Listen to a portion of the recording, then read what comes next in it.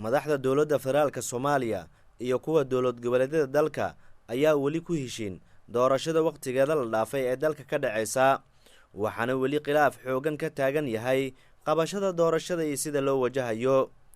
golaha ammaanka ee qaramada midoobay oo qabatay dhowr mar shirar looga hadlayay xaaladda siyaasadeed ee Soomaaliya gaar ahaan khilaafka ka taagan doorashada ayaa horay ugu baaqay madaxda Soomaalida in xal degdeg ah ka gaaraan khilaafka doorashada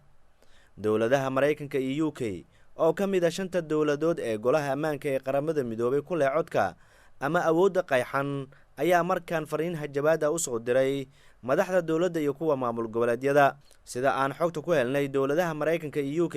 ayaa qoraal ay soo gaarsiiyeen ra'iisul wasaaraha xukuumadda Soomaaliya Maxamed Xuseen Rooble si cad ugu sheegay in tallaabo adag ay ka qaadayaan madaxda caqabada ku noqota in lagu heshiiyo doorashada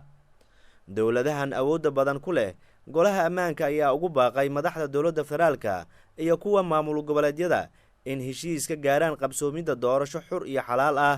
ayna raali ka yihiin dhinacyada siyaasadda Mareykanka iyo UK ayaa qoraalka la sheegay in ra'iisul wasaare Rooble soo gaarsiiyeen ugu sheegay in cunuqabateen ku soo rogi doonaan ciddii la imaan weysa tanaasul iyo dabacsanaan caqabadna ku noqota qabsoomidda doorashada Soomaaliya fariintan hanjabaada ah iyo dadaalada ay wadaan wakiilada beesha caalamka ayaa keentay in madaxda dowladda federaalka iyo kuwa dowlad goboleedyada isugu yimaadaan shir aan warbaahinta loo ogolaan oo weli aysan wax natiijo ka soo bixin